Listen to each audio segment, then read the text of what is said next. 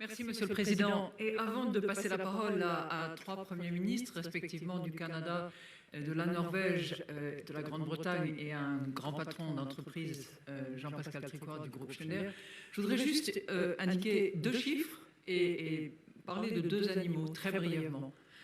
Deux chiffres, le premier c'est 130 000 milliards de dollars. C'est à peu près la valorisation des services qui nous sont fournis par l'écosystème. Et l'écosystème, patrimoine de l'humanité, probablement le bien le plus précieux et le plus sous-évalué dont nous disposons. Le deuxième chiffre, c'est ce que nous perdons chaque année en services fournis par l'écosystème, et ça a été mesuré entre 1995 et 2011, c'est à peu près en moyenne 20 000 milliards de dollars qui sont perdus chaque année. Donc ces deux chiffres, quand on parle de financement, sont vraiment importants à retenir. Les deux animaux dont je voudrais vous dire un mot, ce sont ceux qui illustrent en fait bien la question du chiffrage et deuxièmement la question du lien entre biodiversité et climat. La question du chiffrage, elle est assez simple en fait. Quand on pense aux services fournis par l'écosystème, on pense à l'eau, à la nourriture, aux nutrition, on pense aussi évidemment à la pollinisation qui est effectuée bien souvent par les abeilles. Or les abeilles ne sont pas toujours très contentes des produits chimiques qu'on déverse sur nos champs au titre de l'agriculture productive. Et dans ce cas-là, elles sont plus très contentes de procéder à la pollinisation. Pour savoir quelle est la valeur de ces services, il suffit de se référer à ceux des pays qui ont commencé à essayer de faire une pollinisation mécanique. Il s'agit évidemment de pays qui disposent de beaucoup de main-d'œuvre et qui peuvent se permettre ce genre d'exercice qui néanmoins est extrêmement coûteux.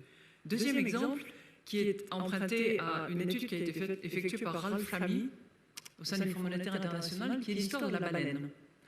Parce qu'on s'est aperçu en liaison entre les économistes et les spécialistes de biodiversité marine que les baleines, au cours de leur vie, sont d'extraordinaires capteurs et séquestreurs de CO2. Et que les baleines, au terme de leur vie, échouent au fond de l'océan et permettent ainsi de séquestrer des quantités phénoménales de CO2. D'autre part, elles émettent un certain nombre de restes dans le cadre de leur vie qui viennent alimenter largement le phytoplancton. Or, on sait très bien que le phytoplancton est un élément absolument vital d'absorption du CO2 et de production d'oxygène. Donc, ça, c'est un lien très très clair qui s'établit entre la lutte contre le changement climatique, la nécessité de séquestrer du CO2 et la protection de la biodiversité. Aujourd'hui, les baleines sont à peu près 1 million, un petit peu plus d'1 million dans le monde. À la fin du 19e, elles étaient 3 millions de baleines. Si on était capable de protéger un peu mieux la biodiversité, de protéger un peu mieux les baleines, on serait à peu près certain de pouvoir contribuer largement à l'absorption de plus de 30% du CO2, puisque c'est ce que le phytoplancton actuellement génère. Voilà deux chiffres et deux animaux dont je voulais vous dire un mot. Avant de passer la parole à Monsieur le Premier ministre du Canada, cher Justin, ce que j'aimerais te poser comme question, c'est quelles sont les initiatives concrètes que le Canada a prises, en particulier pour préserver l'environnement dans les pays en développement, puisque le Canada est un acteur absolument dominant dans ce domaine. La parole est à toi. Bonjour tout le monde, plaisir de vous voir, mes amis.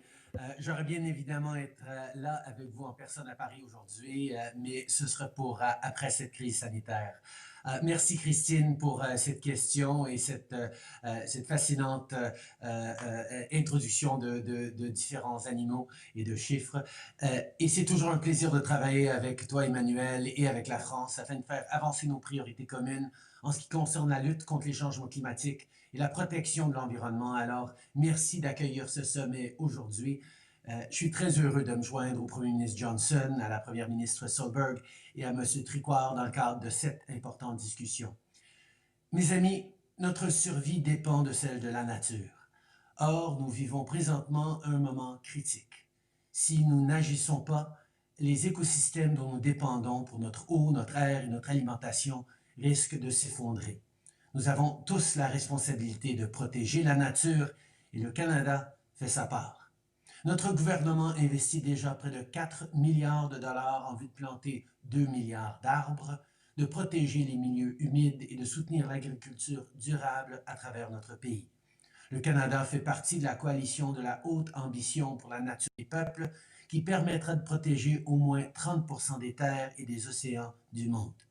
Depuis 2015, nous avons augmenté la superficie canadienne de nos zones de protection marine et côtière pour passer de 1% à près de 14% en juste 5 ans.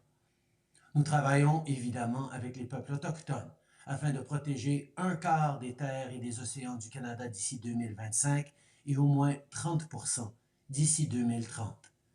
Et pour veiller à ce que la biodiversité soit prise en compte dans les décisions financières, nous nous joignons aussi au groupe de travail sur l'information financière relative à la nature.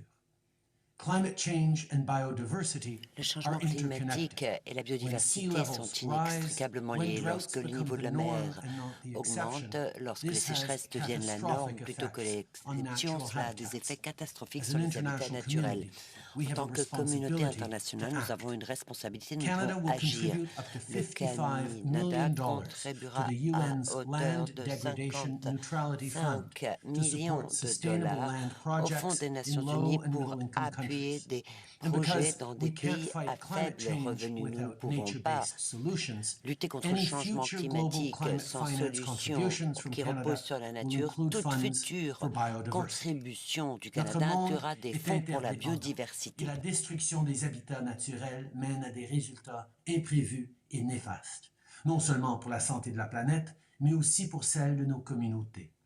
C'est pourquoi le Canada continuera de participer aux efforts internationaux de recherche sur la relation entre le recul de la nature et l'augmentation des risques de pandémie mondiale. Nous devons travailler ensemble afin de prévenir de futures crises sanitaires mondiales.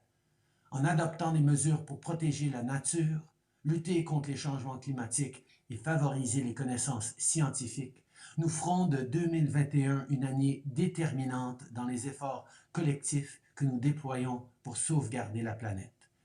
Chacun de nous a un rôle à jouer et nous devons travailler ensemble pour faire sorte que la 15e conférence des parties sur la Convention sur la diversité biologique donne suite à nos efforts visant à laisser un monde meilleur à nos enfants et à nos petits-enfants. Nous sommes donc enthousiastes à l'idée de collaborer avec d'autres pays afin de créer un avenir équitable, positif et évidemment carboneutre. Merci beaucoup mes amis.